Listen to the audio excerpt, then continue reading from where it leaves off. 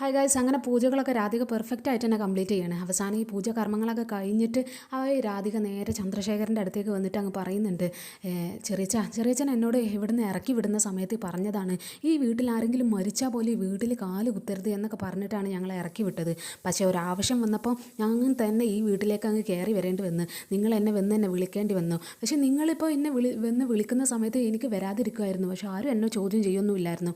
പക്ഷേ ഞാൻ ഇങ്ങോട്ട് വന്നത് എന്തിനാണെന്ന് വെച്ചാൽ, ഞാൻ ഈ വീട്ടിലേക്ക് കയറി വരുമ്പോൾ എന്നെ സ്വീകരിച്ച 2 പേരുണ്ട്, വരുണിൻ്റെ അച്ഛനും അമ്മയും. അവർ നിൽക്കുന്നൊരു വീടാണ്, അവർക്കൊരു ബുദ്ധിമുട്ടുണ്ടാവരുത് എന്ന് വിചാരിച്ചിട്ട് മാത്രമാണ് ഞാൻ ഇങ്ങോട്ട് വന്നത് എന്നുള്ള കാര്യമൊക്കെ ചന്ദ്രശേഖരനോട് അങ്ങ് പറയാണ്.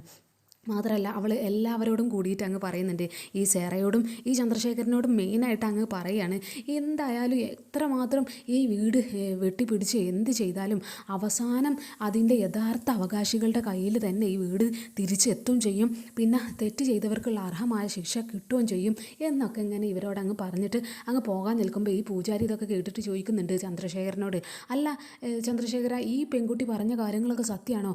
അങ്ങനെയാണെങ്കിൽ ഈ പെൺകുട്ടി പറഞ്ഞ കാര്യങ്ങളൊക്കെ നടക്കുക തന്നെ ചെയ്യും എന്ന് പറയാണ്. അത് കേൾക്കുമ്പോൾ രാധികയ്ക്ക് ഒരു ചെറിയ കോൺഫിഡൻസ് ഒക്കെ വരുന്നുണ്ട്. അവസാനം പിന്നെ രാധിക അവിടെ നിന്ന് യാത്രയൊക്കെ പറഞ്ഞിട്ട് വീട്ടിലേക്ക് തന്നെ തിരിച്ചു പോവുകയാണ് മുത്തശ്ശനെയും കൊണ്ടിട്ട്. ആ വീട്ടിലെത്തി കഴിഞ്ഞതിന് ശേഷം വരുണിനിങ്ങനെ അവൾ ചായയൊക്കെ കൊടുക്കുന്ന സമയത്ത് വരുണ് പറയുന്നുണ്ട്, എടോ നീ കണിമംഗലത്തേക്ക് തന്നെ ആ പൂജയ്ക്ക് പങ്കെടുക്കണം എന്ന് പറഞ്ഞപ്പോൾ ഞാൻ സമ്മതിച്ചത് എന്തിനാണെന്നറിയോ? അവിടെ അച്ഛനും അമ്മയും ഉള്ളതുകൊണ്ട്. അച്ഛനും അമ്മയും എന്തായാലും അവിടെ നിന്ന് അങ്ങ് പുറത്ത് വരുന്നില്ല, അവൾ വിളിച്ചാലേ കണിമംഗലം വിട്ട് അവർ വരില്ല. അതുകൊണ്ട് അവർക്ക് എന്തെങ്കിലും ദോഷം, ആ വീടിന് ദോഷം വന്നാലും ഉണ്ടാകും എന്ന് പേടിച്ചിട്ട് മാത്രമാണ് ഞാൻ എന്നെ വിട്ടത് എന്നുള്ള കാര്യം പറയാണ്. മാത്രമല്ല, നീ ആ പൂജയിൽ പങ്കെടുത്തുകൊണ്ട് ഈ ചെറിയച്ഛനും പിന്നെ സേറക്കും ഭയങ്കര ക്ഷീണമായിട്ടുണ്ടാവില്ലേ, അവരിപ്പോൾ എന്തൊക്കെയാണ് ചർച്ച ചെയ്യുന്നത് എന്നൊക്കെ ഇങ്ങനെ പറയാണ്. അപ്പോൾ ഈ രാധിക പറയുന്നുണ്ട്, അവരെന്ത് വേണമെങ്കിലൊക്കെ ചർച്ച ചെയ്തോട്ടെ, പക്ഷേ അവരെന്താ ചർച്ച ചെയ്യുന്നതെന്ന് അപ്പം നമുക്ക് കാണാൻ കഴിയില്ലല്ലോ.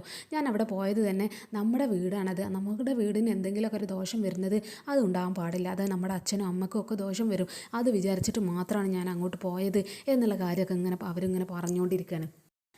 ചന്ദ്രശേഖരനും സേറയാണെങ്കിൽ വീട്ടിൽ നല്ല കലിപ്പിലാണ്.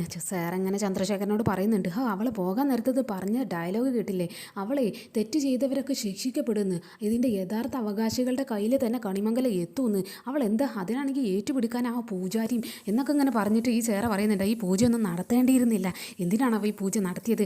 അന്ന് തന്നെ ആ പൂജാരി അവളെയും കൊണ്ട് ഈ പൂജ നടത്തണമെന്ന് പറഞ്ഞ സമയത്ത് തന്നെ ഇതൊന്ന് ഒഴിവാക്കി വിട്ടാൽ മതിയായിരുന്നു, ഇത് നടത്തേണ്ടിയിരുന്നില്ല എന്നൊക്കെ ഇങ്ങനെ സേറ പറയാണ്. അപ്പോൾ ഈ ചന്ദ്രശേഖരൻ പറയുന്നുണ്ട്, അവളുടെ ശാപങ്ങളൊന്നും ഇനി മെയിൻറ്റെയിൻ ചെയ്യൊന്നും വേണ്ട, അവളിങ്ങനെ എന്തെങ്കിലുമൊക്കെ ശപിച്ചുകൊണ്ടിരിക്കും, അതൊന്നും കാര്യമാക്കി എടുക്കണ്ട.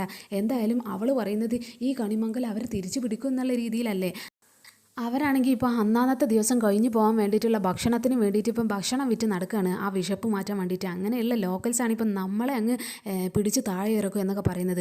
അത്രമാത്രം താഴെയാണ് അവർ എന്നൊക്കെ ഇങ്ങനെ ചന്ദ്രശേഖരൻ പറയുന്ന സമയത്ത് സേറ പറയുന്നുണ്ട്, അങ്ങനെ പറയരുത് ചന്ദ്രു, അത്ര നിസ്സാരമാക്കരുത് അവരെ. കാരണം നിൻ്റെ ഒരുപാട് ഫ്രണ്ട്സ് തന്നെ ഇല്ലേ നല്ലൊരു ഭക്ഷണത്തിൻ്റെ ബ്രാൻഡ് തന്നെ തുടങ്ങാൻ വേണ്ടി കോടികൾ മുടക്കിയ ആളുകൾ, അതുപോലെ തന്നെ ഒരുപാട് ഹോട്ടൽ ബിസിനസ് ചെയ്ത് പൊട്ടി പാളീസായ ഒരുപാട് ആളുകളൊക്കെ ഇല്ലേ. അവരുടെയൊക്കെ പ്രശ്നം എന്തായിരുന്നു? ഭക്ഷണം പോരാഞ്ഞിട്ട്, ഭക്ഷണത്തിന് രുചിയില്ലാഞ്ഞിട്ട്. പക്ഷേ അവർ ഇത്രയും ചെറിയൊരു കടയിൽ നിന്ന് തന്നെ ഒരു ബ്രാൻഡ് ഫുഡ് ഉണ്ടാക്കി എന്ന് പറഞ്ഞാൽ, ഇത്ര ഒരു ബ്രാൻഡ് അങ്ങ് വളർത്തിയെടുത്തു എന്ന് പറഞ്ഞാൽ അവർ നിസ്സാരക്കാരല്ല, അവർ ഇത് വെച്ച് അങ്ങ് വളരും, അവരതിന് വളരാൻ സമ്മതിക്കരുത് എന്നുള്ള കാര്യം സേറ പറയാണ്. അപ്പോൾ ചന്ദ്രശേഖരൻ പറയുന്നുണ്ട്, അക്കാര്യം ഞാൻ അത് അങ്ങ് നിസ്സാരമാക്കി കളഞ്ഞു, ഞാൻ അത്ര അങ്ങ് കാര്യമാക്കിയില്ല എന്നൊക്കെ ഇങ്ങനെ ചന്ദ്രശേഖരൻ പറയാണ്. അപ്പോൾ സേറ പറയുന്നുണ്ട്, നീ അങ്ങനെ ചിന്തിക്കരുത്, ഇത്രയും നിസാരായ ആളുകളും ആണെങ്കിൽ ഇങ്ങനെയുള്ളൊരു ബ്രാൻഡൊക്കെ തുടങ്ങി വളർന്നു വരാനുള്ള ചാൻസ് കൂടുതലാണ്, അതുകൊണ്ട് അവരൊരിക്കലും നിസാരാക്കരുത് എന്നൊക്കെ ഇങ്ങനെ പറയുന്നത്. അപ്പോൾ ചന്ദ്രശേഖരൻ പറയുന്നുണ്ട്, ഇവിടെ അല്ലെങ്കിലും ഇവളെന്ന് പറയുന്നത് കുറച്ച് ദൈവാധീനമുള്ള കുട്ടി എന്നൊക്കെയാണ് കണിമംഗലത്തുകാർ പറയുന്നത്,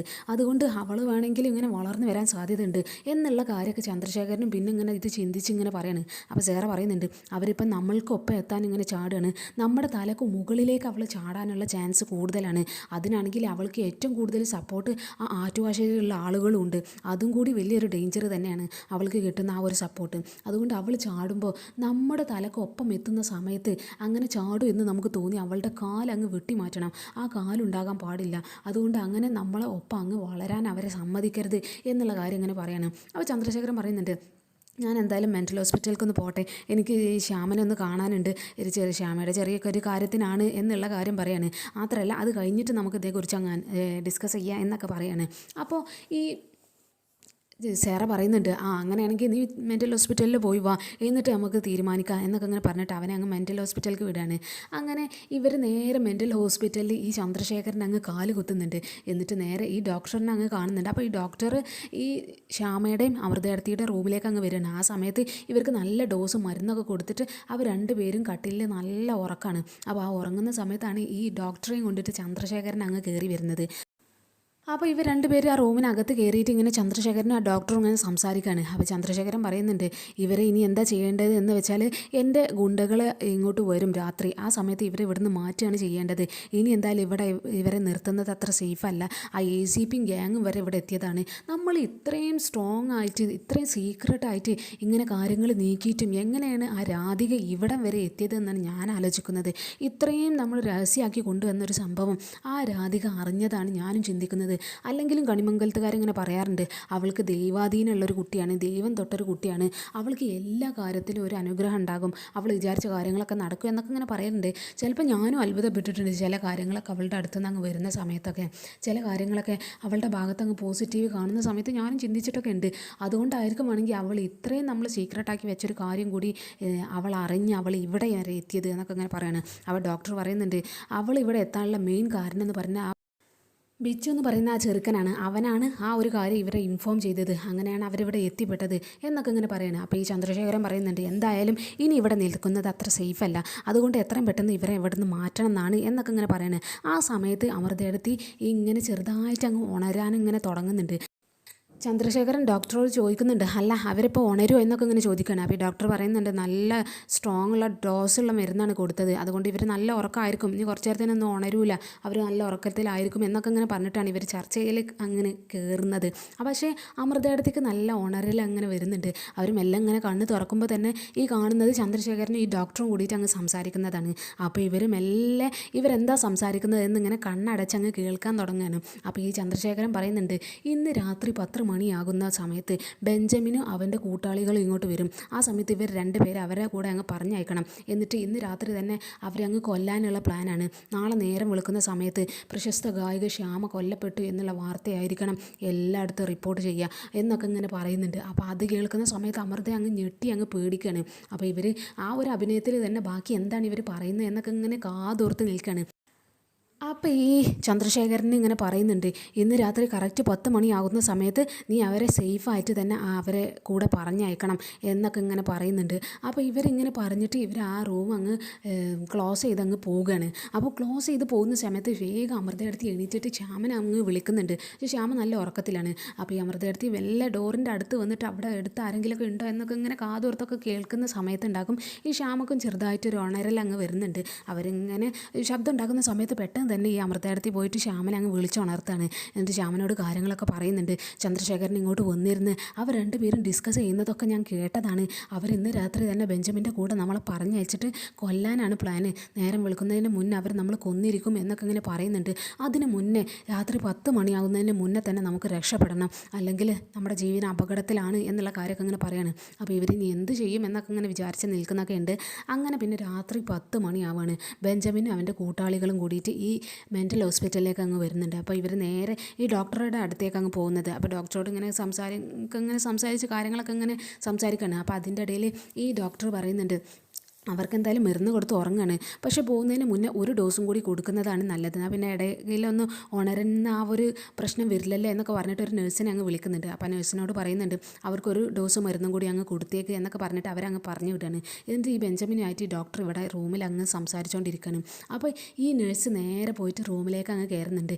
എന്നിട്ട് ഇഞ്ചക്ഷൻ എടുത്തിട്ട് ആ സിറിഞ്ച് എടുത്തിട്ട് അതിലേക്ക് മരുന്ന് ഇങ്ങനെ ഫില്ല് ചെയ്യുന്ന സമയം കൊണ്ട് അമൃതയെടുത്ത് ശ്യാമയും പെട്ടെന്ന് തന്നെ ആ ഉറക്കത്തിൽ ഇങ്ങനെ അഭിനയിച്ചുകൊണ്ട് അവിടെ കിടക്കുകയായിരുന്നു.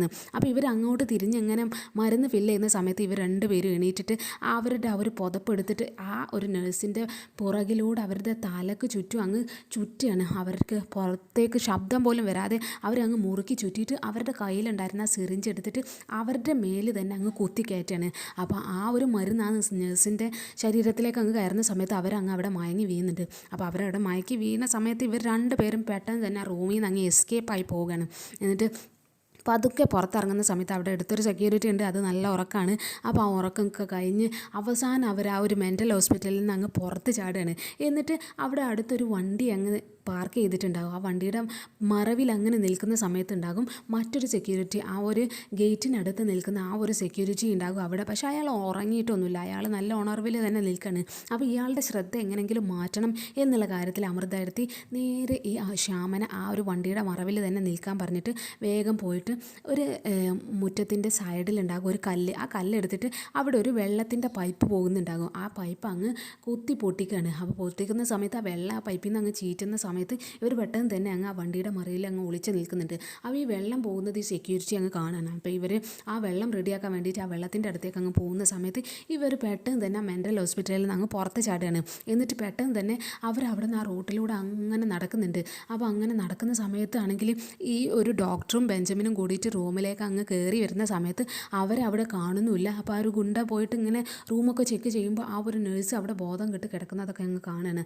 അപ്പോൾ ഇവർക്ക് മനസ്സിലായിട്ടുണ്ട് രണ്ടുപേരും അങ്ങ് മുങ്ങിയിട്ടുണ്ട് എന്നുള്ള കാര്യം. അപ്പോൾ ഈ ബെഞ്ചമിനോട് പറയുന്നുണ്ട്, ആ നേഴ്സിനെ ഇപ്പോൾ പറഞ്ഞു വിട്ടിട്ട് 5 മിനിറ്റ് ആയിട്ടുള്ളൂ, അതിനർത്ഥം ഈ സംഭവമൊക്കെ കഴിഞ്ഞിട്ട് ഇപ്പോൾ ഒരു 5 മിനിറ്റ്. അപ്പോൾ ഇവർ ഈ കോമ്പൗണ്ടിൻ്റെ അടുത്ത് എവിടെയെങ്കിലും ഉണ്ടാകും, പെട്ടെന്ന് തന്നെ അന്വേഷിച്ചോളൂ എന്നൊക്കെ പറഞ്ഞിട്ട് ആ ഒരു ഗുണ്ടകളോടൊക്കെ അന്വേഷിക്കാൻ അങ്ങ് വിടണം. അപ്പോൾ ബെഞ്ചമിനും ഗ്യാങ്ങും എല്ലാവരും കൂടിയിട്ട് വണ്ടി കയറിയിട്ട് അങ്ങ് പോകുന്നുണ്ട്.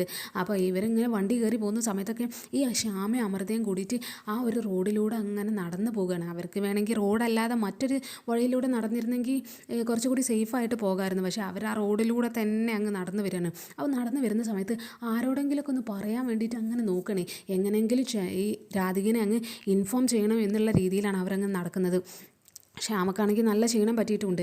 അപ്പോൾ ഇങ്ങനെ നടന്നു വരുമ്പോൾ ഒരു സ്ത്രീ ഉണ്ടാവും ഇങ്ങോട്ട് നടന്നു വരുന്നത്. അപ്പോൾ അവരുടെ അടുത്ത് പോയിട്ട് ഇവർ പെട്ടെന്ന് തന്നെ ഒരു ഫോൺ വാങ്ങാണ്. ഞങ്ങൾക്ക് ആ ഫോണും തരും, എത്രയും പെട്ടെന്ന് ഞങ്ങൾക്ക് ഒരു കോൾ ചെയ്യാനാണ് എന്നൊക്കെ പറഞ്ഞിട്ട് ആ ഒരു ഫോൺ ചെയ്യുന്ന സമയത്ത് രാധിക അങ്ങനെ ഫോൺ എടുക്കാൻ നിൽക്കുന്ന സമയത്ത് ഈ ബെഞ്ചമിനും ഗുണ്ടകളും കൂടിയിട്ട് എല്ലാവരും അവരെ അങ്ങ് കണ്ടെത്തുകയാണ്. എന്നിട്ട് നേരെ ഇവരെ അങ്ങ് പിടിച്ച് വാങ്ങിയിട്ട് രാധിക ഫോൺ ആ ഒരു കോൾ അറ്റൻഡ് ചെയ്യുന്ന സമയം കൊണ്ട് ബെഞ്ചമിൻ ആ ഫോൺ എറിഞ്ഞ് അങ്ങ് പൊട്ടിക്കുന്നൊക്കെ ഉണ്ട്. എന്നിട്ട് ഇവർ രണ്ടുപേരെയും പിടിച്ചിട്ട് അവിടെ ഒരു ഒഴിഞ്ഞൊരു മൈതാനം ഉണ്ടാകും. ആ മൈതാനത്തിലേക്ക് അങ്ങ് പിടിച്ച് വലിച്ച് അങ്ങ് കൊണ്ടുപോകുന്നൊക്കെ ഉണ്ട്. അപ്പോൾ ഇവർ രക്ഷപ്പെടാൻ ഒരുപാട് നോക്കുന്നുണ്ടെങ്കിൽ ആ ഗുണ്ടകൾ എല്ലാവരും കൂടി ഇവരെ അങ്ങ് നന്നായിട്ട് പിടിച്ച് വെക്കുകയാണ്. അപ്പോൾ ഇവരങ്ങനെ പിടിച്ചു വെക്കുന്ന സമയത്ത് മറ്റൊരു കാർ അവിടെ അങ്ങ് വന്ന് അങ്ങ് പാർക്ക് ചെയ്യുന്നുണ്ട്. അപ്പം നോക്കുന്ന സമയത്ത് ഇത് ചന്ദ്രശേഖരൻ അങ്ങ് ഇറങ്ങി വരുന്നതാണ്. അപ്പോൾ ചന്ദ്രശേഖരൻ നേരെ വന്നിട്ട് ഈ ഒരു വടിവാൾ അങ്ങ് വാങ്ങുന്നുണ്ട് ആ ഒരു ഗുണ്ടയുടെ കയ്യിൽ നിന്ന്. ആ വടിവാൾ വാങ്ങുന്ന സമയത്ത് ഈ അമൃതയും ശ്യാമയും കൂടിയിട്ട് പൊട്ടി കരയുന്നുണ്ട് വേണ്ട എന്നൊക്കെ പറഞ്ഞിട്ട്. അപ്പോൾ ഈ ഗുണ്ടകൾ എല്ലാവരും കൂടിയിട്ട് ഈ ശ്യാമനെ ആ കാറിലേക്ക് അങ്ങ് കയറ്റാൻ വേണ്ടിയിട്ട് അവരെ പിടിച്ചങ്ങ് കൊണ്ടുവരുന്നുണ്ട്. പക്ഷേ അമൃതയും ആ ചന്ദ്രശേഖരനും മാത്രം അവിടെ അങ്ങ് നിൽക്കുകയാണ്. ബാക്കിയുള്ളവരെല്ലാവരും കൂടിയിട്ട് ആ ഒരു കാറിലേക്ക് അങ്ങ് കൊണ്ടുപോവുകയാണ്. അപ്പോൾ ശ്യാം അങ്ങനെ നിലവിളിക്കുന്നുണ്ട്, ഏടത്തി എന്നൊക്കെ പറഞ്ഞിട്ട് ഭയങ്കര നിലവിളിക്കുന്നുണ്ട്. ഈ ചന്ദ്രശേഖരന് ഒരു ദയവും ഇല്ലാതെ ആ വടിവേൾ വെച്ചിട്ട് ഈ അമൃതയുടെ കഴുത്തിനിട്ട് അങ്ങ് വെട്ടുകയാണ്. അപ്പോൾ ആ കഴുത്തിന് വെട്ടുന്ന സമയത്ത് അവരുടെ ജീവൻ അങ്ങ് പോകാൻ വേണ്ടിയുള്ള ആ ഒരു പെടച്ചിൽ അങ്ങ് തുടങ്ങുന്നുണ്ട്. അവരങ്ങ് കഴുത്തിന് വെട്ടുകൊണ്ട് അങ്ങ് താഴെ വീഴുന്നുണ്ട്. എന്നിട്ട് അവിടെ കിടന്ന് അങ്ങ് പെടയാണ്. ആ ഒരു മരണവെപ്രാളത്തിൽ അങ്ങ് പെടയുന്നുണ്ട് ഈ അമൃതയെടുത്തി. അപ്പോൾ ഇതൊക്കെ കണ്ടിട്ട് നേരെ ഈ അമൃതയെടുത്തിയുടെ ഈ ഒരു അവസ്ഥ കണ്ടിട്ടൊക്കെ ഒന്നും ഒരു മൈൻഡ് പോലും ചെയ്യാതെ ഈ ചന്ദ്രശേഖരൻ ആ വാളും കൊണ്ട് അവരെല്ലാവരും കൂടിയിട്ട് ഈ ശ്യാമനെയും കൊണ്ട് അങ്ങ് പോകുന്നൊക്കെ ഉണ്ട്. അപ്പോൾ ഈ ഒരു കാഴ്ച ഒന്നും ആരും കാണുന്നൊന്നുമില്ല. അത്രയും ഒരു ഓപ്പൺ ആയിട്ടുള്ള ഒരു ഏരിയയിൽ ഇത്രയും ബഹളം നടന്നിട്ട് അവിടെയുള്ള ആളുകളൊന്നും അന്നും ശ്രദ്ധിച്ചിട്ട് പോലുമില്ല. അപ്പോൾ ഈ അമൃതയെടുത്ത് ഇവിടെ ഭയങ്കരമായിട്ട് മരണവെപ്രാളത്തിൽ അങ്ങ് പെടയുന്നൊക്കെ ഉണ്ട്. അങ്ങനെ ഇവർ അത് കൊണ്ടുപോയൊക്കെ ചെയ്തു. പിന്നെ ഈ ആറ്റുവാശ്ശേരിയിലാണെങ്കിൽ എല്ലാവരും നല്ല ഉറക്കമാണ്. പക്ഷേ നമ്മുടെ ഈ അച്ഛനും അമ്മയും അഥവാ രാധികയുടെ അച്ഛനും അമ്മയും ദേവൻ യശോദയും നല്ല ഉറക്കത്തിലാണെങ്കിലും പുറത്തുനിന്ന് എന്തൊക്കെയോ ഒരു മൂളലൊക്കെ ഇങ്ങനെ കേൾക്കുകയാണ്. അപ്പോൾ ഇവരിങ്ങനെ ഉണരുന്നൊക്കെ ഉണ്ട്. എന്നിട്ട് ഇങ്ങനെ പറയുന്നുണ്ട് ദേവന്, യശോദേ എന്തോ ഒരു ശബ്ദം, ഞാനൊന്ന് പോയി നോക്കട്ടെ എന്നൊക്കെ ഇങ്ങനെ പറയണം. അപ്പോൾ ഇവർ നേരെ ആ വാതിൽ തുറന്ന് ഇങ്ങ് നോക്കുന്ന സമയത്തുണ്ട് ആ വീടിൻ്റെ മുറ്റത്തൊരു ബോഡി ഇങ്ങനെ പെടയുന്നുണ്ട്. അപ്പോൾ ആ ഒരു ബോഡി പെടയുന്ന സമയത്ത് ഇവരാരാണ് എന്നൊക്കെ വിചാരിച്ച് പതുക്കെ ഇങ്ങനെ അതിൻ്റെ അടുത്തേക്ക് അങ്ങനെ പോകുന്ന സമയത്ത് ഈ അമൃതയുടെ മുഖം അങ്ങ് യശോദ കാണുകയാണ്. അപ്പോൾ യശോദ ഈ ഒരു കാഴ്ച കണ്ടിട്ട് ഉറക്കെ തന്നെ രാധികയെ എന്നൊക്കെ പറഞ്ഞിട്ട് അങ്ങ് നിലവിളിക്കുന്നുണ്ട്. അപ്പോൾ ഇവരുടെ ആ നിലവിളി കേട്ടിട്ട് ഈ രാധികയും വരുണും നല്ല ഉറക്കത്തിലാണ്. അപ്പോൾ പെട്ടെന്ന് അങ്ങ് ഞെട്ടി ഉണരുന്നൊക്കെ ഉണ്ട്.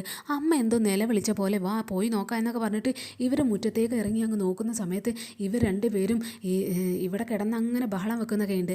അപ്പോൾ ഈ രാധിക ഇതെന്താണ് എന്നൊക്കെ പറഞ്ഞ് നോക്കുന്ന സമയത്ത് ഉണ്ടാകും അമൃതയെടുത്തി അവിടെ മരണ വെപ്രാളത്തിൽ അങ്ങ് നിൽക്കുന്നത്. അപ്പോൾ ഈ അമൃതയെടുത്തിനെ കാണുമ്പോൾ ഇവർ ചെറിയമ്മ എന്നൊക്കെ ഇങ്ങനെ വിളിച്ചിട്ട് ഇവൾ നേരെ ഓടിപ്പോയി അവരെ അങ്ങ് അവരുടെ തല അങ്ങ് മടിയിലൊക്കെ വെക്കുന്നുണ്ട്. എന്നിട്ട് എന്താ സംഭവിച്ചത് എന്നൊക്കെ ഇങ്ങനെ അവിടെ കിടന്നങ്ങ് ചോദിക്കുകയാണ്. അപ്പോൾ ഇവർക്കാണെങ്കിൽ ആ ഒരു മരണ വെപ്രാളാണ്, ജീവൻ ഇങ്ങനെ പോയിക്കൊണ്ടേ ഇരിക്കുകയാണ്. അപ്പോൾ കഴുത്തിനാണ് വെട്ടേറ്റത്. അപ്പോൾ ഒന്ന് സംസാരിക്കാനും പോലുള്ള ശേഷിയില്ല. അതിങ്ങനെ അങ്ങനെ മരണവെപ്രാളത്തിൽ നിൽക്കുന്ന സമയത്തും ഈ രാധിക എന്താ സംഭവിച്ചത് എന്നൊക്കെയാണ് ചോദിച്ചുകൊണ്ടിരിക്കുന്നത്. അപ്പോൾ ഈ വരുണും അത് തന്നെ അവിടെ തന്നെ ഇരുന്നിട്ട് അങ്ങനെ ചോദിക്കുന്നൊക്കെ ഉണ്ട്. അപ്പോൾ ഇത് നമുക്ക് എത്രയും പെട്ടെന്ന് ഇവർ ഹോസ്പിറ്റലിൽ എത്തിക്കുക എന്നൊക്കെ ഇവർ പറയുന്നുണ്ടെങ്കിൽ ഇവർ വീണ്ടും ഹോസ്പിറ്റലിൽ എത്തിക്കാനുള്ള കാര്യങ്ങളൊന്നും ചെയ്യാതെ വീണ്ടും അങ്ങനെ ആ മൃതദേഹത്തിനോട് ആ അവസ്ഥയിൽ ഇങ്ങനെ സംസാരിച്ചുകൊണ്ടിരിക്കുകയാണ്. എന്താണ് സംഭവിച്ചത് എന്നൊക്കെ ഇങ്ങനെ ചോദിച്ചുകൊണ്ടിരിക്കുകയാണ്. അപ്പോൾ മൃതദേഹത്തിൽ ഇങ്ങനെ ആ ഒരു സമയത്ത് പറയുന്നുണ്ട്, ശ്യാമനെ കൊണ്ടുപോയി എന്നൊക്കെ ഇങ്ങനെ പറയുമ്പോൾ ആര് കൊണ്ടുപോയി എന്നൊക്കെ ഇങ്ങനെ ഇവർ ആ ഒരു അവസ്ഥയിൽ ഇങ്ങനെ ചോദിച്ചുകൊണ്ടിരിക്കുകയാണ്. അവരുടെ ആരോഗ്യസ്ഥിതിയൊന്നും നോക്കാതെയാണ് അങ്ങനെ ചോദിച്ചുകൊണ്ടിരിക്കുന്നത്. അപ്പോൾ ഇവരിങ്ങനെ എങ്ങനെയെന്നൊക്കെ ഇങ്ങനെ ഇയാൾ കഷ്ടപ്പെട്ട് അമൃതടുത്ത് ഇങ്ങനെ പറഞ്ഞുകൊണ്ടിരിക്കുന്നുണ്ട്. ഇങ്ങനെ എന്തൊക്കെയോ പറഞ്ഞുകൊണ്ടിരിക്കുന്നുണ്ട്. പക്ഷേ ഇവർക്ക് കുറച്ചൊക്കെ ഇങ്ങനെ വ്യക്തമാവുന്നുണ്ട് ഈ ശ്യാമനെയും കൊണ്ട് പോയിട്ടുണ്ട് എന്നുള്ള കാര്യമൊക്കെ ഇങ്ങനെ വ്യക്തമാവുന്നൊക്കെ ഉണ്ട്. അപ്പോൾ ആരാ കൊണ്ടുപോയത് എന്നൊക്കെ ഇങ്ങനെ പറയുമ്പോൾ ഇവർ ചെറിയച്ഛന് എന്നുള്ള രീതിയിലൊക്കെ ഇങ്ങനെ പറഞ്ഞു കൊടുക്കുന്നൊക്കെ ഉണ്ട്. അപ്പോൾ അതിൻ്റെ ഇടയിൽ അമൃതേടത്തി വെള്ളം വേണം എന്നൊക്കെ അങ്ങനെ പറയണേ. അപ്പോൾ പെട്ടെന്ന് തന്നെ അവർക്ക് വെള്ളം എടുത്തൊക്കെ അങ്ങനെ ഈ രാധിക കൊടുക്കുന്നുണ്ട്. ഇവളാണെങ്കിൽ പൊട്ടി കരയുന്നൊക്കെ ഉണ്ട് ഈ അമൃതേടത്തിയുടെ അവസ്ഥ കണ്ടിട്ട്. അപ്പോൾ ഈ വെള്ളം കുടിച്ചു കഴിഞ്ഞതിന് ശേഷം ഇവർ അവളുടെ മടിയിൽ കിടന്നിട്ട് അവസാനം അവളെ ഒന്ന് ഉമ്മ വെച്ചിട്ട് അങ്ങ് മരിക്കുകയാണ്. അപ്പോൾ അങ്ങനെ അമൃതേടത്തി അവിടെ അങ്ങ് മരിച്ചു വീഴാണ്. പക്ഷേ ഇവർക്ക് ആ ഒരു സമയം കൊണ്ട് എത്രയും പെട്ടെന്ന് ഹോസ്പിറ്റലിലൊക്കെ എത്തിച്ചിരുന്നെങ്കിൽ വേണമെങ്കിൽ രക്ഷപ്പെടുത്താനുള്ള ചാൻസ് ഒക്കെ ഉണ്ടായിരുന്നു. പക്ഷേ ഇവരുടെ അങ്ങ് മരിക്കുന്ന സമയത്ത് ഈ വരുണ് അവരുടെ കൈയൊക്കെ നോക്കിയിട്ട് പൾസൊക്കെ നോക്കുന്നുണ്ട്. അപ്പം മരിച്ചു എന്നൊക്കെ ഇങ്ങനെ അവൻ സ്ഥിരീകരിക്കുന്നൊക്കെ ഉണ്ട്. അങ്ങനെ ഈ അമൃതേടത്തി അവിടെ അങ്ങ് മരിച്ച് വീണിരിക്കുകയാണ്. അപ്പോൾ ഇവർക്ക് ഇങ്ങനെ ഭയങ്കരമായിട്ട് നിലവിളി അതൊക്കെ അവിടെ നടക്കുന്നൊക്കെ ഉണ്ട്. അങ്ങനെ നേരം വെളുത്ത സമയത്ത് ഈ ബെഞ്ചമിൻ്റെ ഗ്യാങ്ങിലുള്ള ഒരു ഗുണ്ട അവിടെ ആ അമൃതേടത്തിനെ വെട്ടിയിട്ട് ആ ഒരു സ്ഥലത്തേക്ക് പോയിട്ട് അങ്ങ് മൊത്തത്തിൽ അങ്ങ് സെർച്ച് ചെയ്യുകയാണ് ബോഡി. പക്ഷേ അവിടെ ബ്ലഡ് മാത്രം കാണുന്നുണ്ട്, ബോഡി കാണുന്നില്ല. അവൻ അവിടെ മൊത്തത്തിൽ അങ്ങ് തിരയുന്നുണ്ട്.